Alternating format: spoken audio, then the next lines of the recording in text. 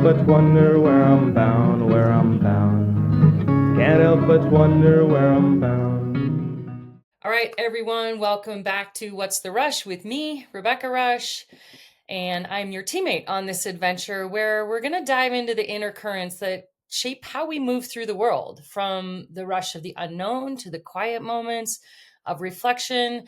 This story is about success and progress, but it's also about the human stories behind the endurance, the creativity, the purpose.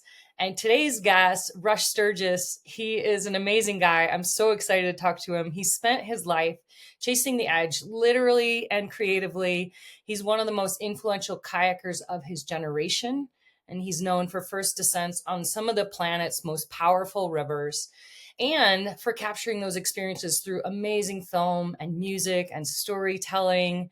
The River Runner, which I watched last night, was amazing, and Chasing Niagara. His work reveals not just the force of water, but the deeper flow of human resilience and transformation. He was raised on the banks of the Salmon River, the same river that taught him to navigate challenge and creativity and find his identity. And over the years, he's evolved from a world champion freestyle kayaker to filmmaker, musician, and environmental advocate.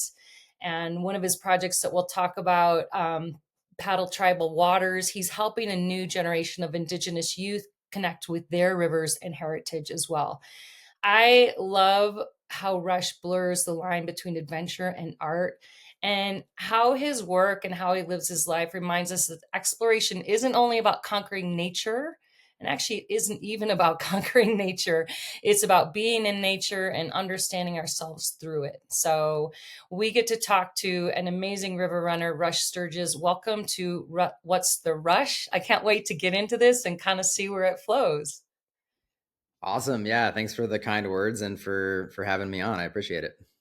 I have had your music in my ears, really the last couple months since I came across your album, your second. I don't really remember how it came into my world, but I came across it and was just like, I need to have Rush on the podcast. I didn't know about your music. Of course, I knew about you just through the athletic world. We've never really met or hung out, but we've operated in the same circles for a while. So, of course, I knew about your kayaking and your films and all that good stuff and your Red Bull, through Red Bull connections, but I didn't know you were a musician. And in researching for this, I want to start at age 14, because it sounded, and I want to start in the Grand Canyon because Yeah. it sounded like two things that have become a real through line in your life, rivers and music, sort of happened around the same time. Do you want to reflect on that experience of the Grand Canyon and sort of find, what did you find there? Yeah. I think I found what a lot of people have found there. I mean, it's such it's kind of a gateway river, I feel like, where you, at least for me at that age, I really started to sort of understand what, river travel was all about. And there's just something about that part of the world that's just so incredibly special and unique. And I think prior to that, I was really already kind of falling in love with kayaking, but it was on that trip, camping out every night and pushing myself on white water and just also just getting to see this just incredible part of the world. I kind of just really right then and there made the decision that this was something I wanted to do for the rest of my life. And I think it's also kind of a transitional period, kind of going into adulthood as well. But yeah, it was a very kind of spiritually significant moment for me, I would say, when I kind of just I sort of saw my path ahead of me. And I think right around the same time too, I was really falling in love with film as well. And, I've always kind of loved movies for as long as I could remember. And, yeah, it was just kind of becoming really clear to me that that was also a path that I wanted to, pursue. And in fact, I would say even at the time, I was maybe even leaning more towards a career in just film. And then it was kind of like, yeah, going on the Grand Canyon, it was like, okay, actually, I think kayaking is what I really want to do, but I also would love to get into filmmaking as well. And I, sort of combine the two. And then, music has also been sort of something that is kind of interwoven with both of those passions, but has always kind of been a hobby. But yeah, around the same time is kind of when I started writing songs and making music too. I mean, 14 seems so young to have those kind of life revelations of like, this is where I'm going. And with multiple things, like I love music, I love film, I love kayaking. Like it seems so young to feel to be that directed. Yeah, I Maybe. feel lucky. I mean, to be honest, I feel like it started even before that. Like for as long as back, as far back as I can remember, I guess I kind of knew that that film was something I was interested in, and then kayaking. I feel again just super privileged and lucky. I mean, I grew up at a kayak school around kayakers, so this has like been literally kind of in my sort of Yeah. lifeblood, really. So my parents ran a kayak school in Northern California called Otter Bar for about 40 years. Oh yeah. And so, yeah, so I grew up in that scene and that, culture, so to speak. So, I mean, I guess I kind of, the path was sort of, maybe easier for me to find than some, but, yeah. Yeah, I feel lucky that, from a very young age, sort of had a clear vision of what I felt like I might want to do. I mean, so you mentioned Otter Bar and the Grand Canyon. We have a couple ties there. I don't know if you know that the names Kelly Califatich and Julie Munger. Okay. They're river guides. Julie was a Grand Canyon guide for a long Yeah. time, and Kelly's in California. They were on the U.S. Women's Whitewater team, and I ended up joining their team and Nice. rafting with them. And then 24 years ago, we just put the film on YouTube. The three of us actually riverboarded the Grand Canyon in winter. Saw that. Yeah. That looked hard. That looked hardcore. Oh, it's so gnarly. And I was not a whitewater person. Yeah, and we basically swam the Grand Canyon in freezing cold temperatures. That And is brutal. so That is a hardcore mission. That's respect. I don't think it I was could pull one of that the off. hardest things of my life. And I but bet. going with such experienced whitewater people. And I think Otter Bar actually showed the film when it first came out. Kelly went Oh, there. cool. Yeah, yeah. Film show there. So yeah, we have some old ties, but I was also really moved by the Grand Canyon and just sort of felt like I was inside the earth in some Mhm. ways. You're so deep down in there and you're so isolated and no contact with and we were didn't see anyone else because we were there in winter. So Yeah, yeah. No, it it's was special like that, and I mean, all and so many rivers are. I mean, nothing is quite like the Grand Canyon, but a lot of rivers have.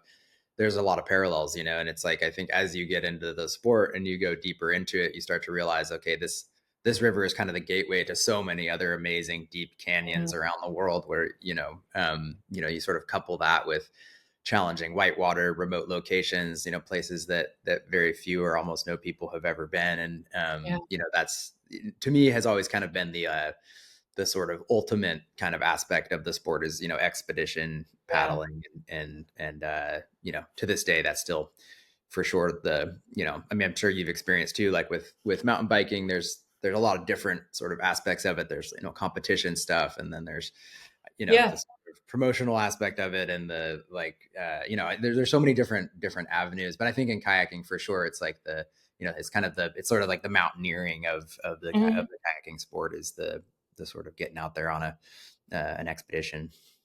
Yeah, I'm with you. The sort of commitment and intensity and like full immersion of an expedition, something that is longer and you're really isolated and you really are just with the people that you've selected as your teammates. Maybe you're solo, typically river running, you're not solo, but you're really isolated and really dependent on each other. And it is really a survival, but like a massively bonding experience. I have this concept that I've developed, this theory that I call the athlete operating system, and it's basically a template for people to grow and progress by embracing an athlete lifestyle, mindset, process, team, and so through that lens, I want to talk a little bit about what kayaking and rivers have taught you Mm, and have you taken that into your music, into your filmmaking, into the rest of your life, into your other relationships? Can sure. you riff on that for a minute? Yeah, it's interesting. I mean, it's taught me a lot, and it's and I have to say, I think a lot of it is positive, and I don't know, but I don't know that it all is positive. Yeah.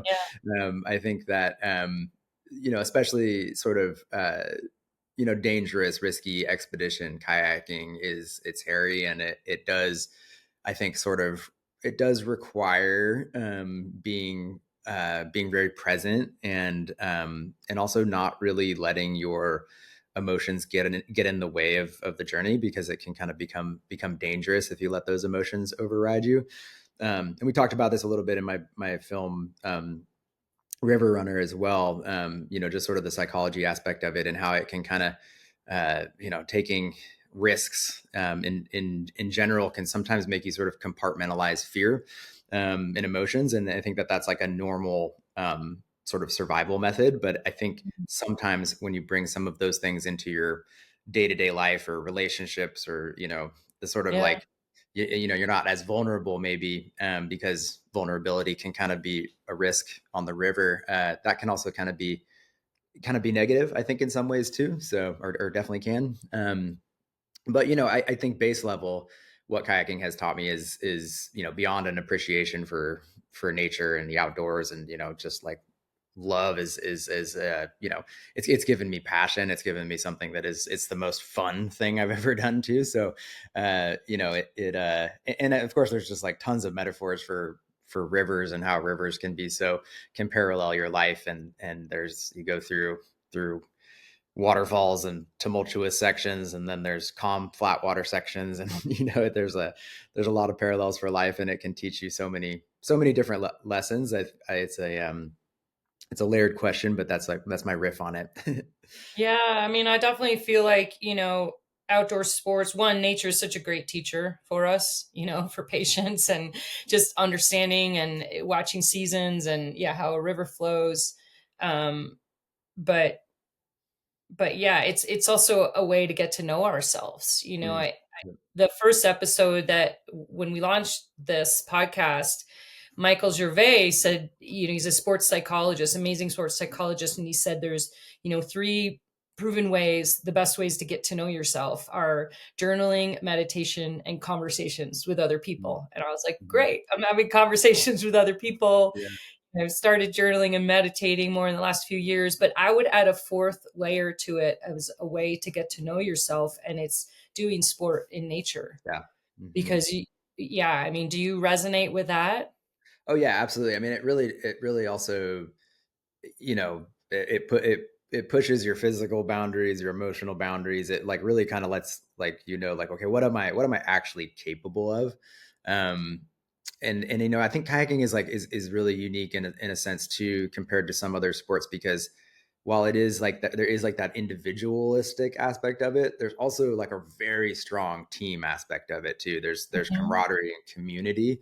And I think Yeah. I would also add to his list, like, yeah, like conversation, community, like that is Yeah. that is such an important part of, because in kayaking, it's like you really are depending on your team to look out for you when you get into trouble, and to, they save you, you save them. And it's like you said, it's not like it's solo kayaking is a thing. People do it, but it is like very, very, Yeah.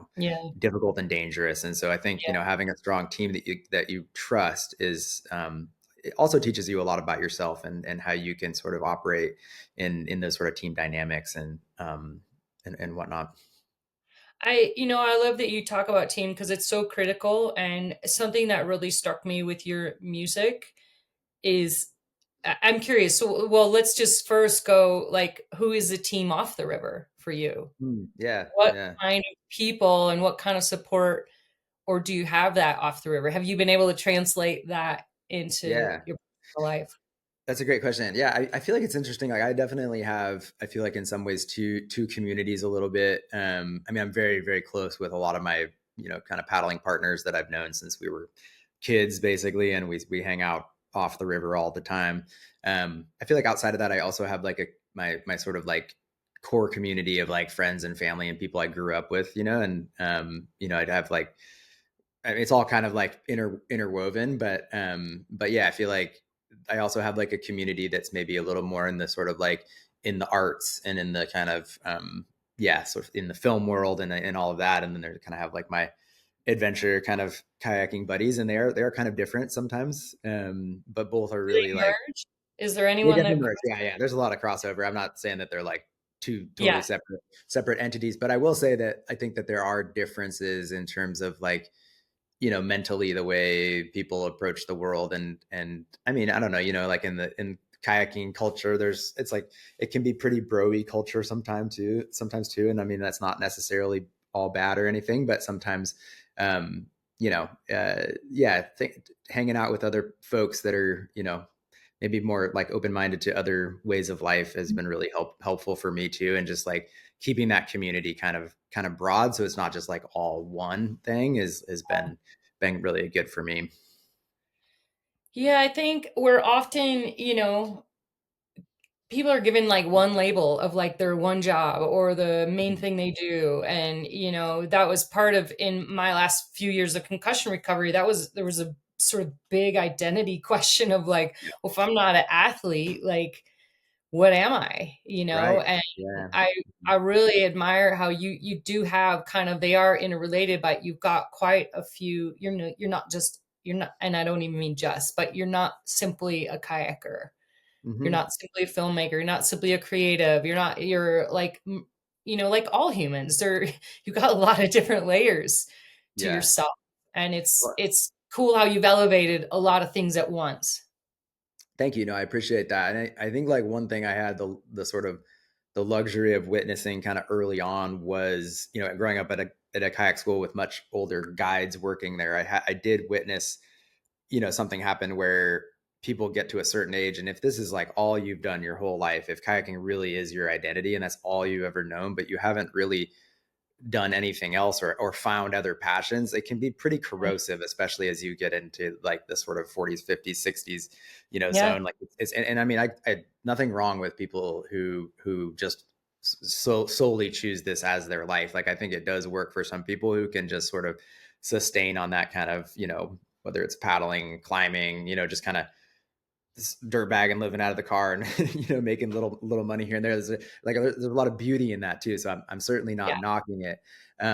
But I just found for me personally, I did also witness it be sometimes not the best for some people, not the most Yeah. healthy. And I knew early on, I was like, okay, I need to carve out other niches as well. And plus for me, it's just more fun to have other avenues of passions. Yeah, I mean, you sound like you were a wise young kid, like getting to so really paying attention, when you were super young to mentors above you, to your, what was going on around you and the stuff that you loved.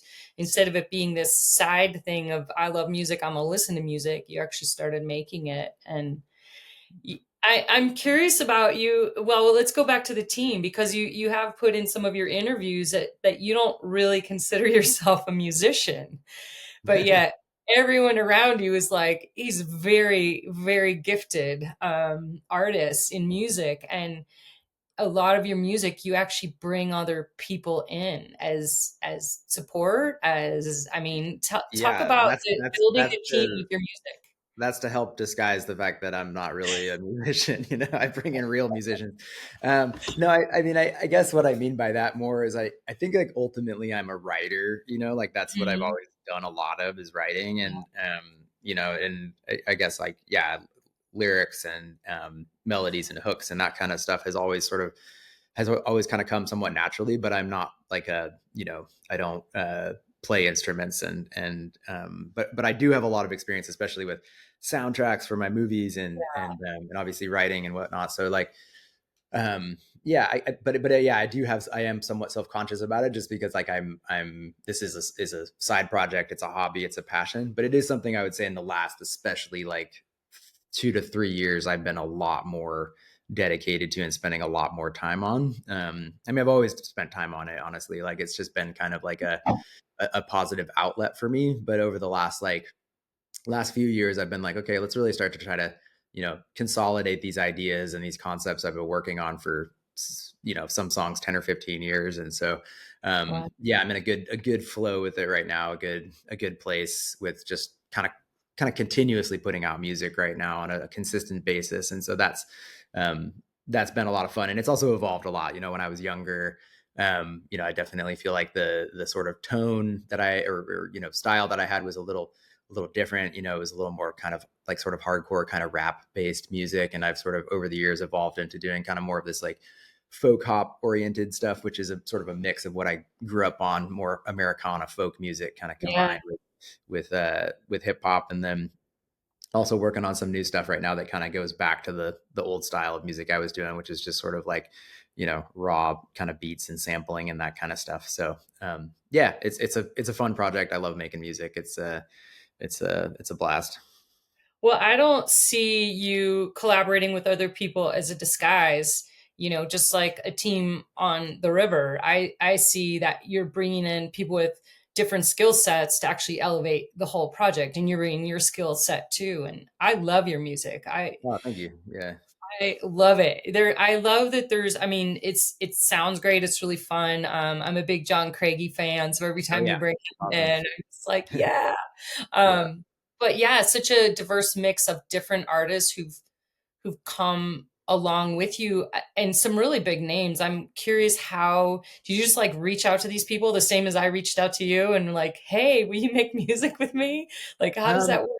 Yeah, honestly, a little. Sometimes that's the case, but like a lot of these people have actually sort of been in my orbit in one way or another for the last 20 years. I mean, I've actually known Craigie since probably 2005 or something, and we, met at Burning Man and have been to, kind of grew up in similar friend circles and things like that. And so, the music scene, the folk scene, it's in the hip hop scene, even like it's all kind of small in the Northwest, I feel like, and so Mhm. everybody.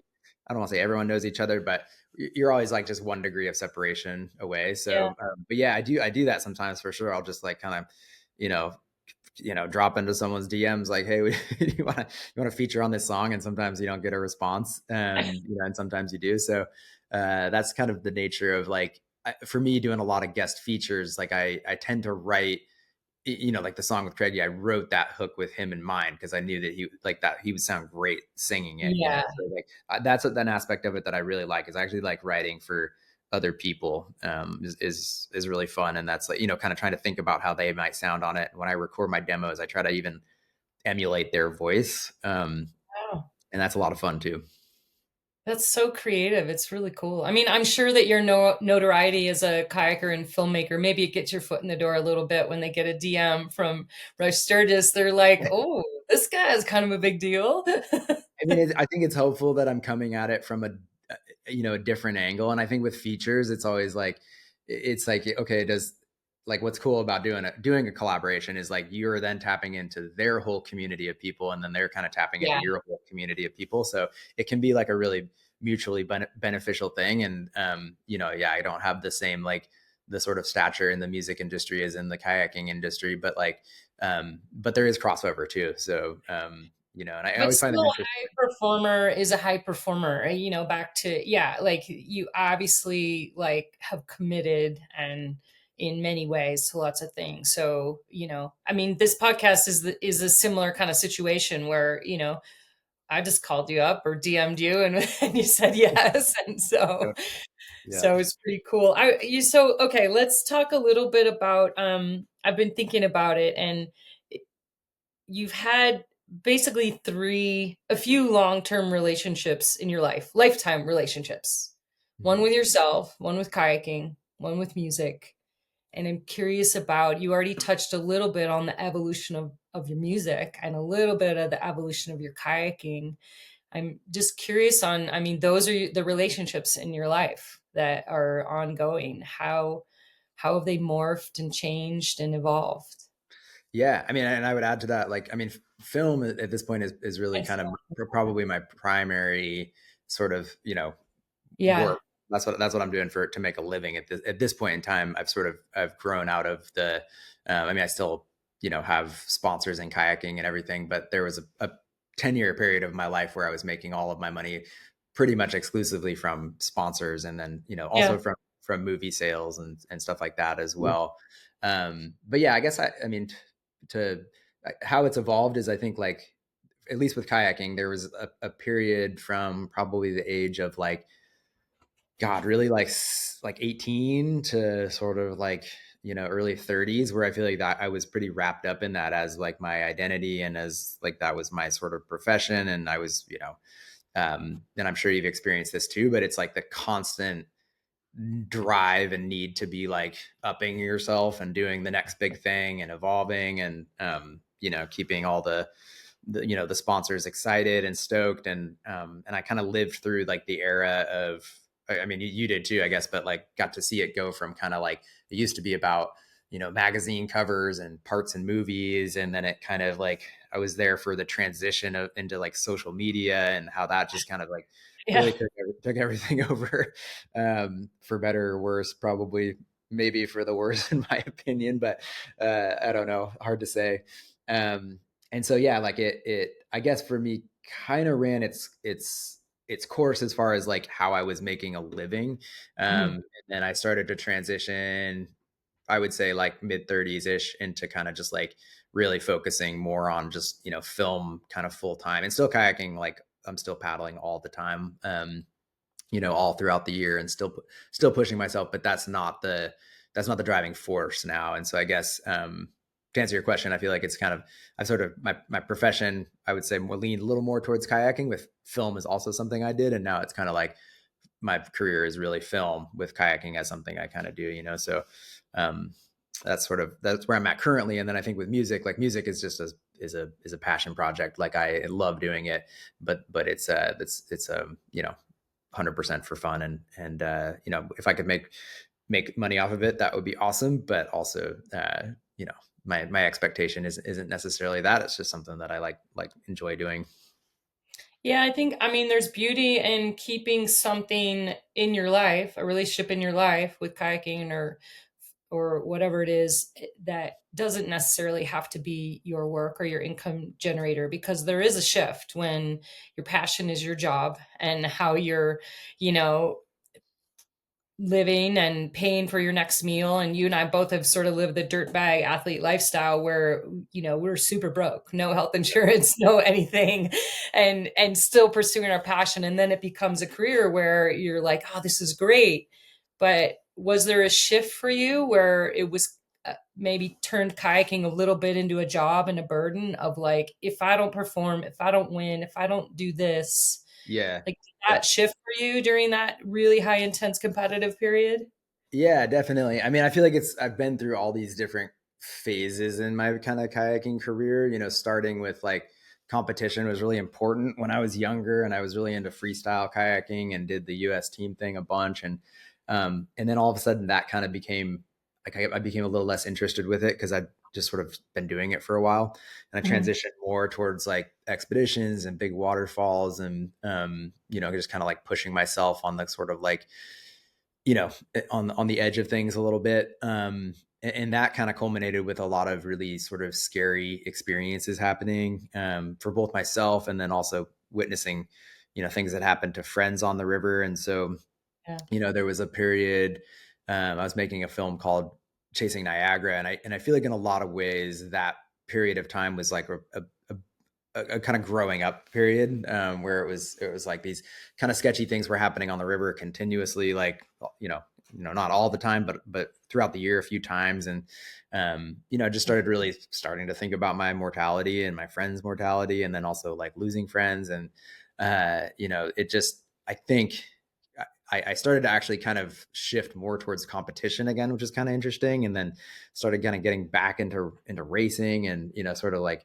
kind of came full circle on that. And then ultimately, I think where I kind of landed was, in a good space where I still do a little bit of everything. I still have fun with it all, but it feels like less pressure on myself to sort of be kind of at the forefront of, or trying to be at the forefront of all these things. And now I'm just kind of like, all right, if that sounds fun, I'm going to do it. And if it doesn't, then I don't need to, so that's kind of where I've Yeah. landed.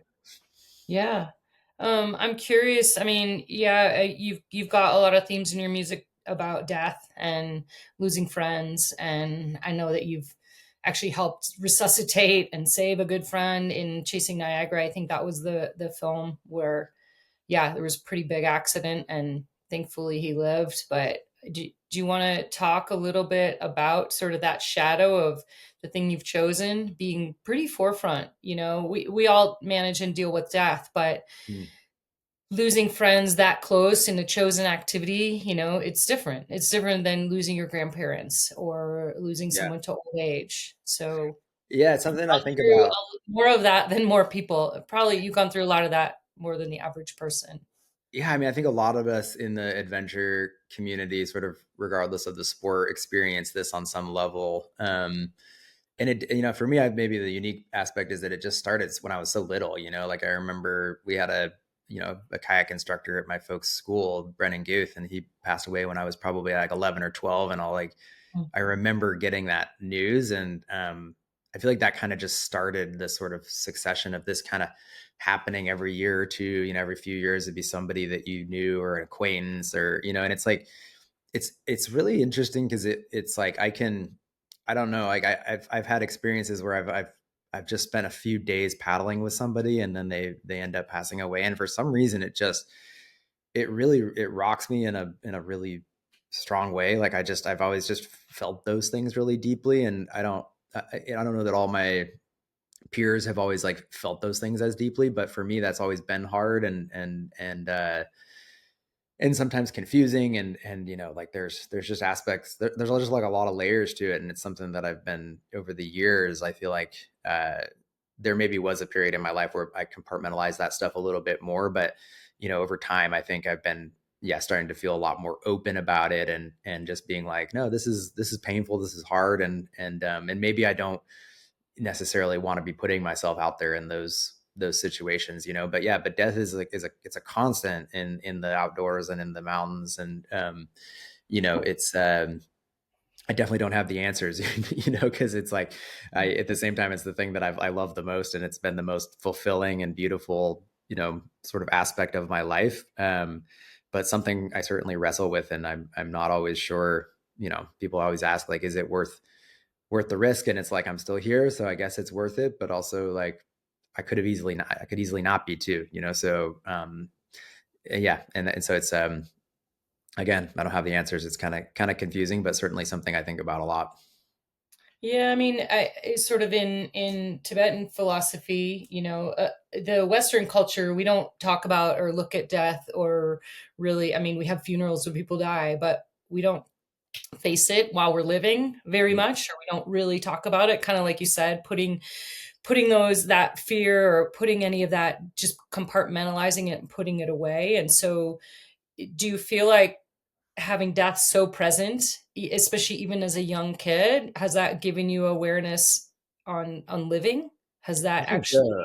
Absolutely. I mean, I think that's what you really get out of these, lifestyles or sports is like a very it makes you feel very, very present. I mean, that is like ultimately why I think you get so much back from doing these big expeditions and running hard white water, is that you are out there on the edge and you're having to make moves that are life or death. And like that combination of sort of adrenaline and that experience, like it's beautiful and it's amazing, and it's a double-edged sword. Like it's not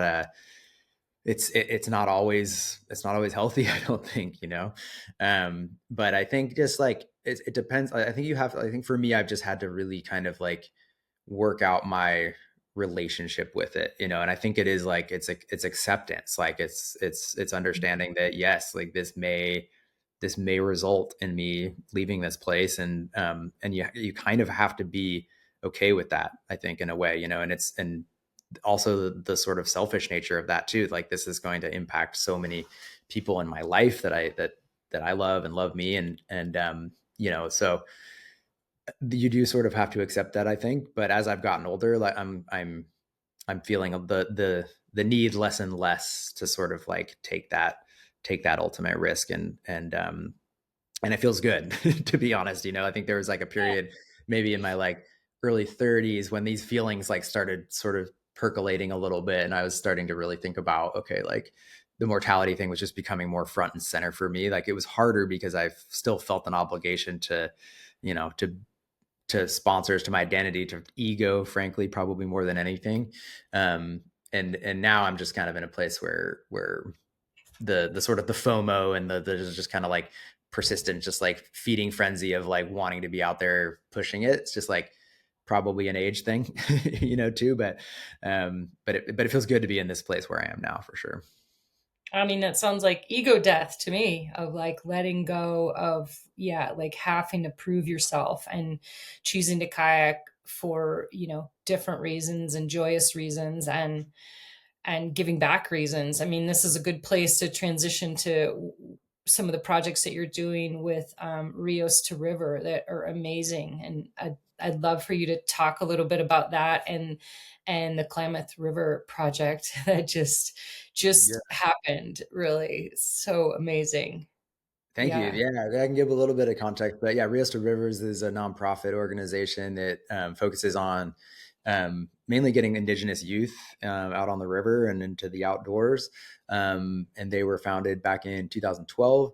And I kind of got involved with the nonprofit in 2021, and we put together this program called Paddle Tribal Waters with the focus on basically putting together a group of Native kids that could lead the first descent of the Klamath River post dam removal. So for those unfamiliar, they just took out 4 dams along the Klamath River, which is the largest dam removal project in the world.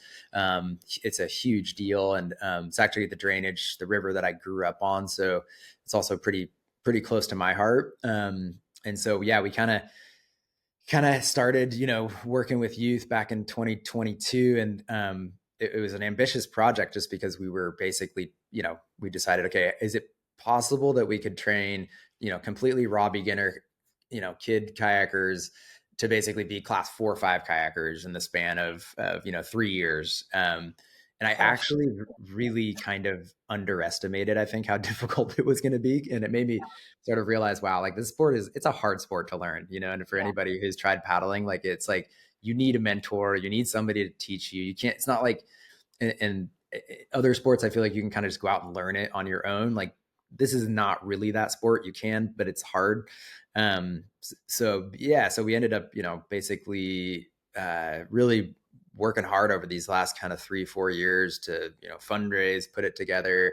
It's been a huge team effort, combination of both native and non-native folks working together to make these programs happen. And ultimately this summer we had a crew of about 30 Indigenous kids, and like 3 of them were actually able to do the entire river from start to finish. So we kind of had not everybody ran every rapid, but they ran the vast majority of it. And we did a 30-day descent down the Klamath this last June, July, which I'm currently cutting together into a feature film right now as well. So Okay. yeah, just a huge project, a lot of fun, a lot of press and coverage, and definitely has been the most fulfilling and fun thing that I've ever been able to be a part of.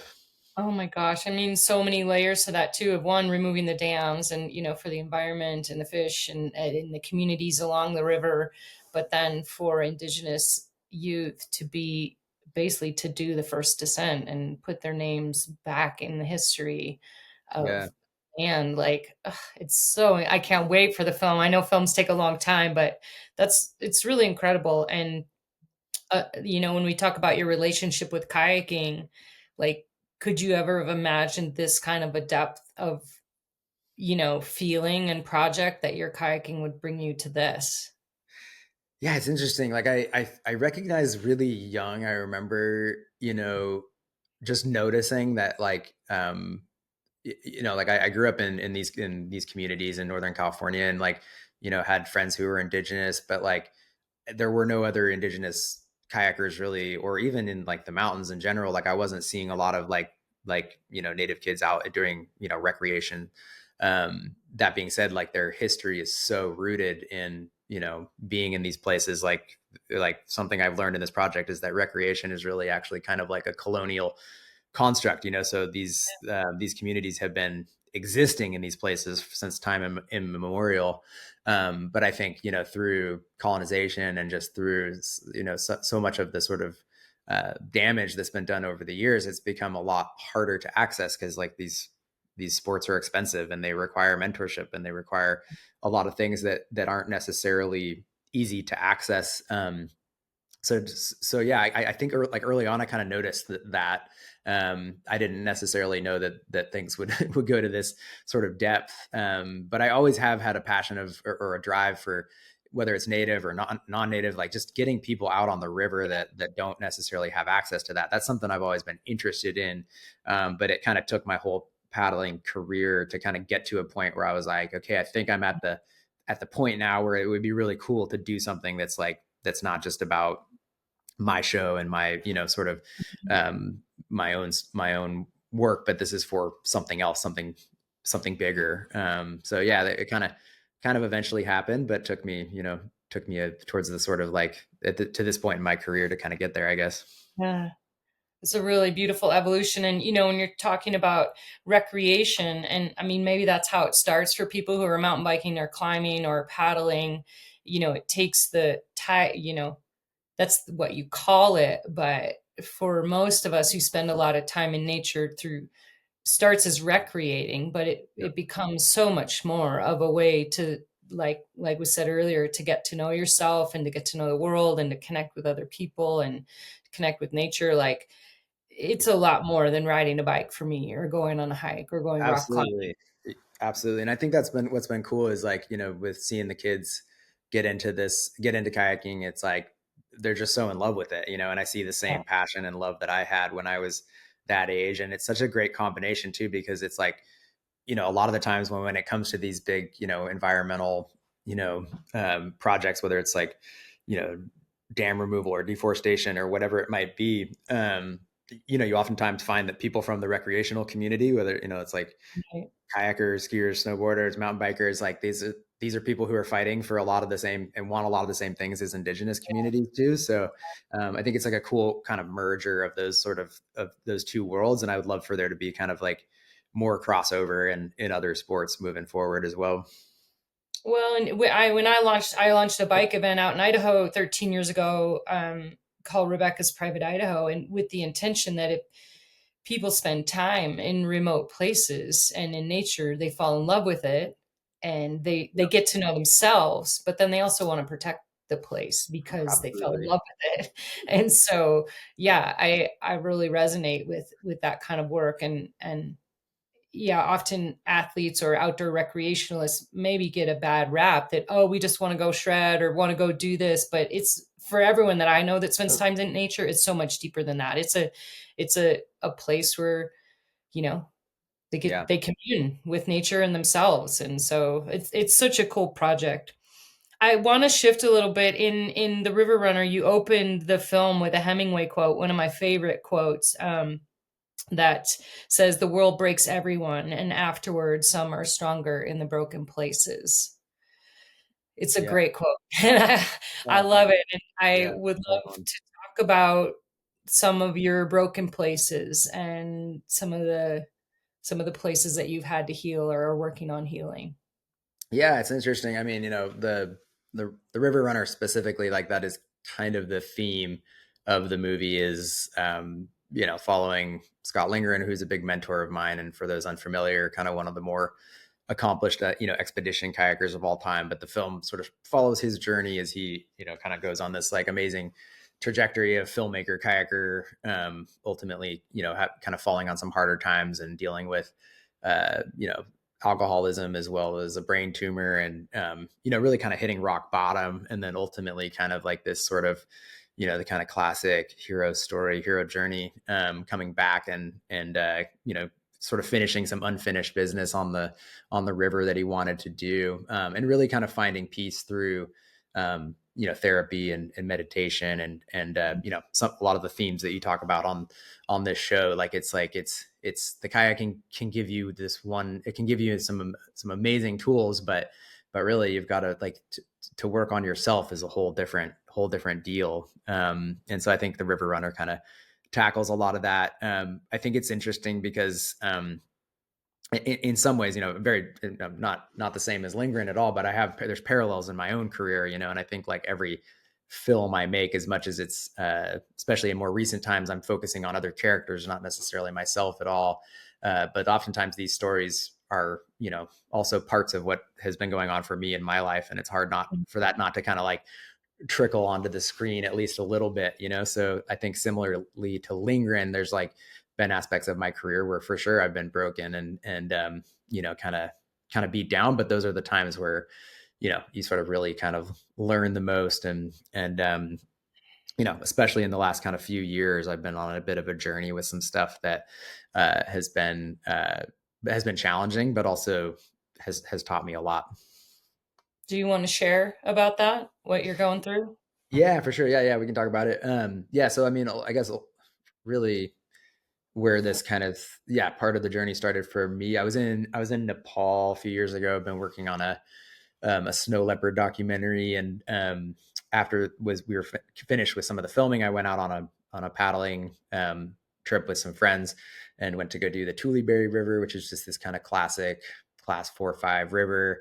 It was amazing, super. We had really high water, so it was quite dangerous and kind of challenging. I felt still super fun, but just really needed to be attentive and it was a 4-day trip. And I guess on the third night, we were camped out pretty close to the end. Actually, the fourth day was going to be our last day on the river, so we were just like, I think 5 or 10 kilometers from our kind of takeout point. And at about midnight, we were hit with a massive earthquake, shallow quake, that completely demolished the town that was just downstream from us and killed about 200 people. And it was really intense because we were camped down in a canyon, which was lucky, because if we had made it to the town and we're staying in one of the hostels or the hotels, like, it could have been fatal for sure. Like our shuttle driver who was meeting us there, he was the only person that survived in his hotel. Every other person died.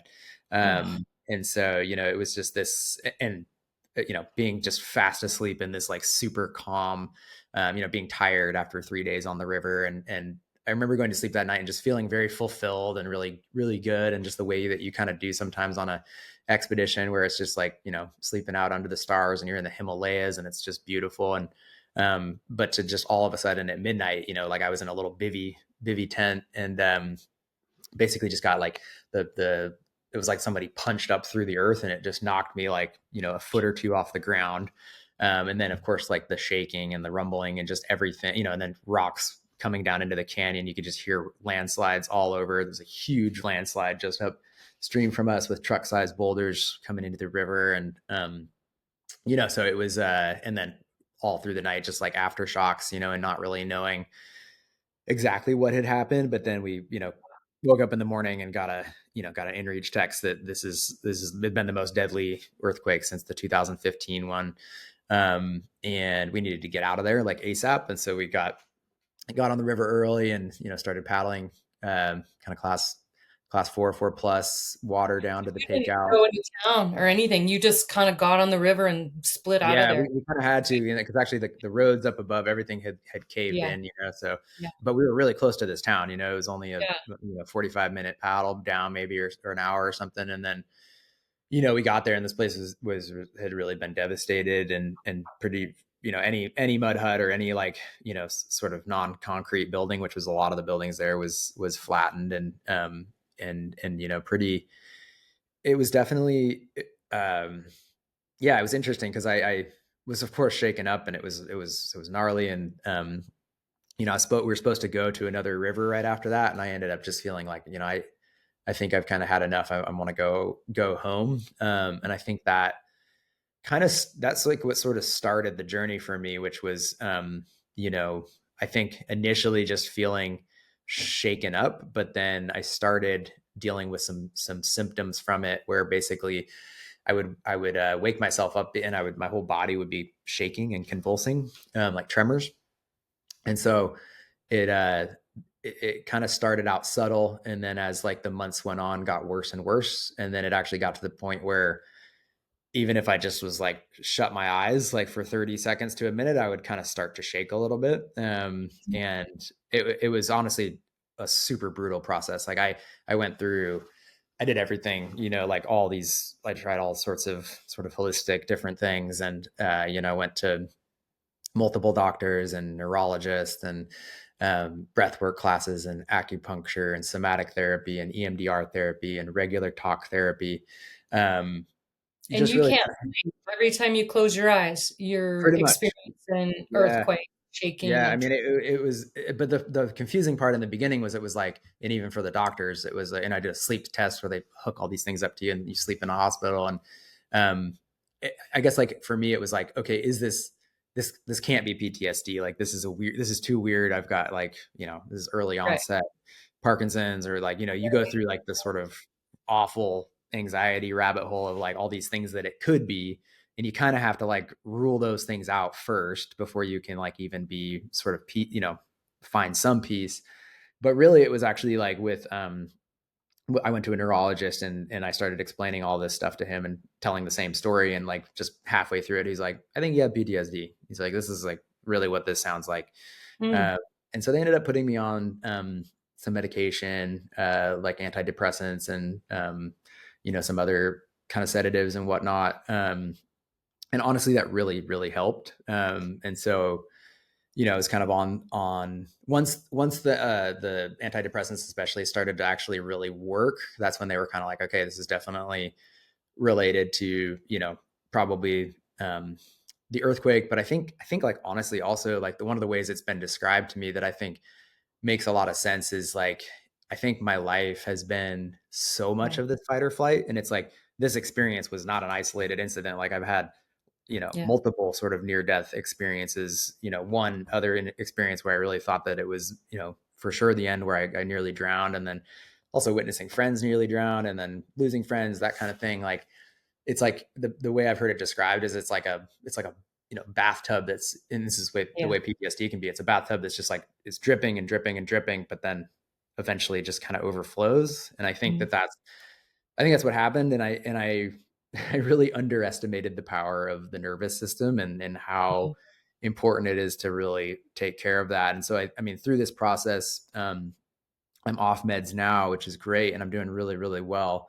But I've had to really work on, a meditation practice, more breath work, and also just like slowing down more, because I tend to just be sort of like this constant go, go, go, like no matter whether it's music, film, kayaking, other sports too that I love to do. Like it's hard for me to kind of just like stop, but the nervous system, it'll let you know. And it very much let me know that I was not okay, so, I would say like, those are some of the things that have really kind of helped me, as well as therapy, specifically somatic seems to have really been a good mm. one for me. But yeah, it's been a long journey. I'm, over, a few years into this now, and, definitely kind of rocked my world and changed my whole perspective on some of these things that I was not in tune with at all before this experience. Well, we're on a very similar, we spent the last few years in maybe a similar I've heard about setting. all your stuff too. I'm sorry about that. Yeah, trying to navigate. And what I know, I mean, yeah, I'm a volunteer firefighter and I have been for 20 years. And, in emergency services, it's very similar stories of, seeing a lifetime of trauma and seeing dead people and helping people, and then all of a sudden there's like one small incident that doesn't seem like a big deal that will put somebody completely over the edge. And yeah, it makes a lot of sense that you've been pushing your nervous system pretty hard for a long time, and it let you know, which the body is so amazing, especially the brain and the nervous system, of sending us messages. If I think back to the first part of the conversation where some of your really extreme river running taught you compartmentalization of Hmm. your Yeah. feelings, your fears. So now with what you've learned, we've done a lot of the similar therapies. And for people listening, somatic therapy is basically like a touch therapy. It's like when you pet your dog, Hmm. you release oxytocin. It makes your body feel safe, makes you feel like you're okay just by like stroking your arm or something. And so I'm curious, like, you've said it's hard to slow down and hard to sit still. And I listened to another interview with you that you said, you really couldn't stop very well and just sit and Yeah. do nothing. And I'm similar. I'll just sit there Yeah. and be like, okay, I should be doing this, or I could be doing that, or I could be cleaning the house, or I could be, even when Totally. I was trying to recover from my concussion, or like just rest. And so I'd like stack the wood pile, or Right. I'd have to do Yeah. something. Yeah. It's like my personal And hell. Yeah. train myself that doing nothing is actually doing something. Hmm. And even not journaling or even not meditating, just sitting there and looking at the skyline. I'm like, yeah, but I need to be doing something to like heal myself. Right. Or did you, it sounds like we're similar in that way. Definitely. Yeah. No, it's hard. Like I mean, still like I don't get me wrong. I have not figured this out yet. Like I'm still every day. Like it's hard because like, I don't know if you're this way or not, but one of my biggest challenges with sleep, especially, is like I wake up in the morning really excited to get to work. Like Mhm. I love what I do. Like whether it's working on Oh, a new song or editing a movie or, getting out on the water, like every day is usually I'm pretty excited for that, but that's also its own form of, can cause anxiety, and that just that yeah, sort of like hyper elevated, it's like, it's the fight or flight thing, you're just kind of, your nervous system can only handle so much of that for so long.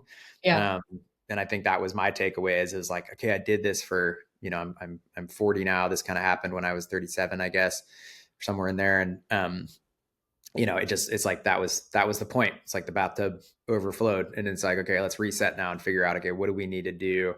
To, it's not solved. Like I'm still getting the tremors. I'm still waking up shaking, but it's a Mhm. lot better. I mean, like light years better. I'm in a whole different dimension there than where I was at the point where it was like, like literally convulsing and shaking really violently every night. Like it was Yeah. crazy. So I've done a lot of work, and I'm like proud of that work, but it's still going to be a journey to figure it all out.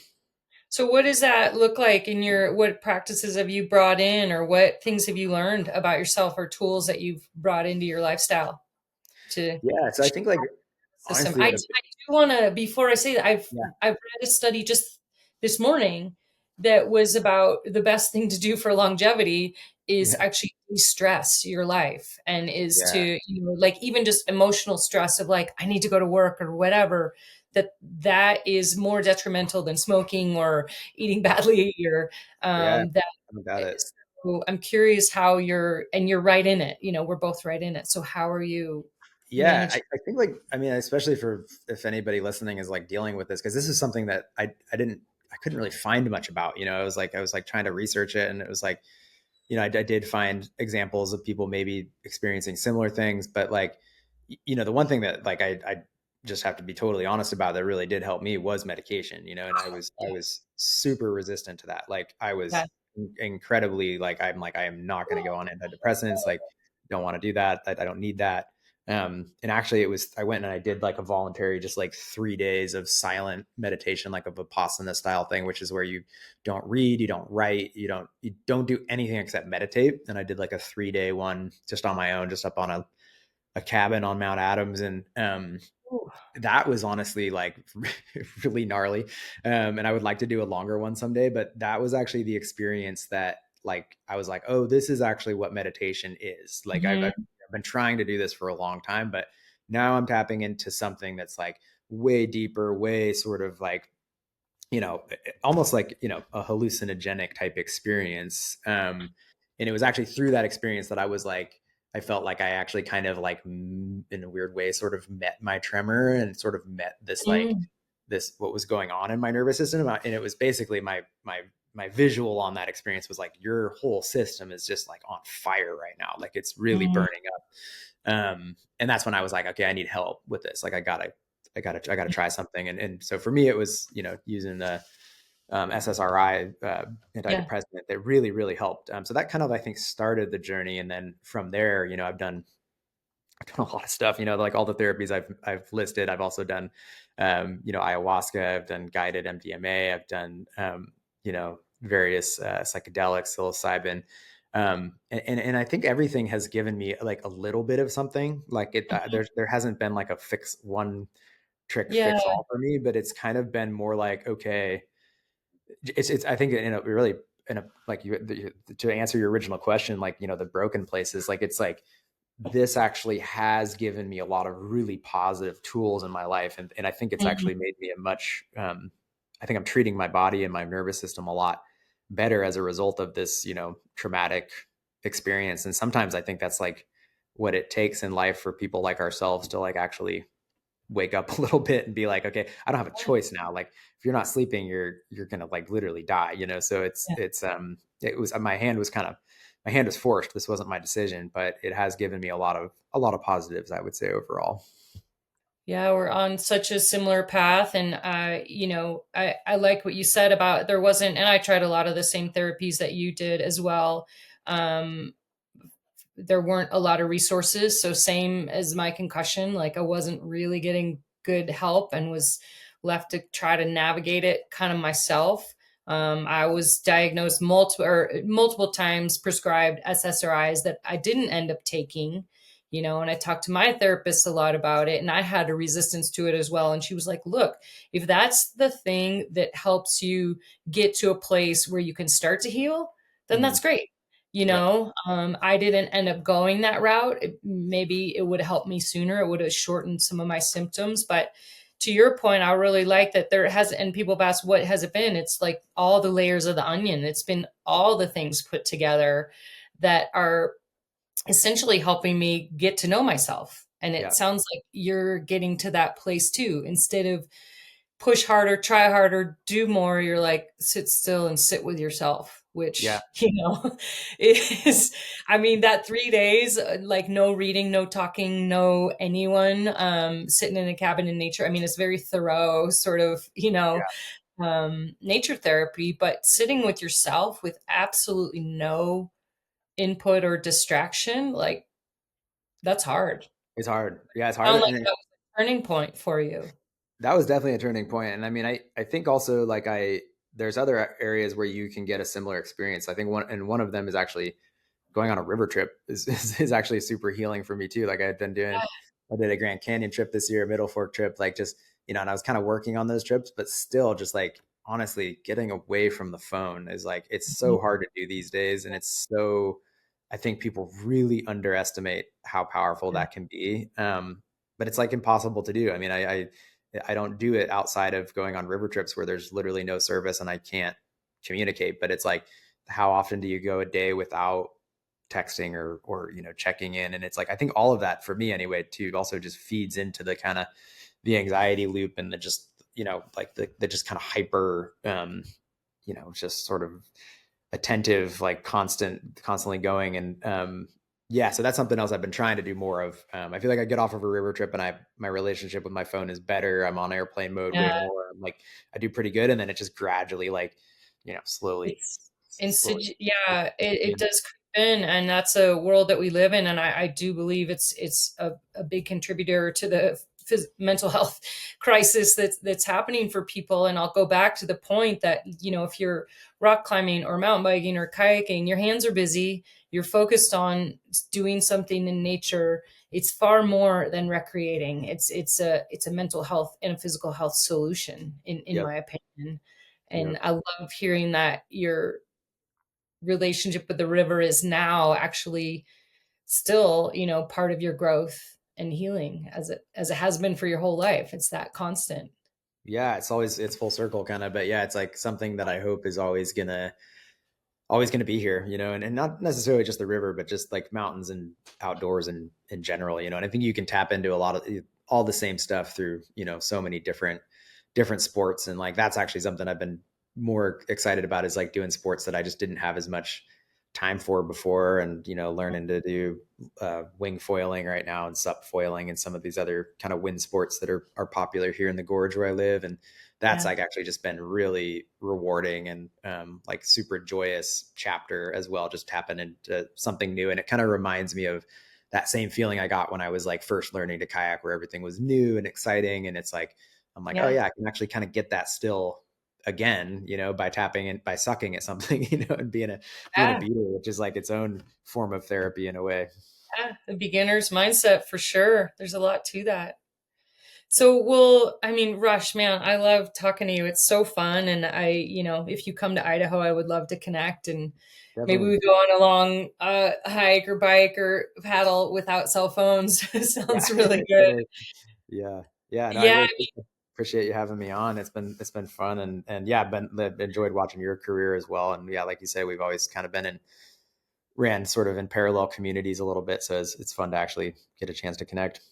Yeah, there's a lot of alignment, a lot of themes of nature and healing and broken places, but then returning to nature to heal eventually. And last question I'll ask you was, since this is called "What's the Rush," and you've touched on it a little bit, but um, is there a specific slowing down or something that you want to share as we wrap this up, of like something you're letting go of or editing or slowing down?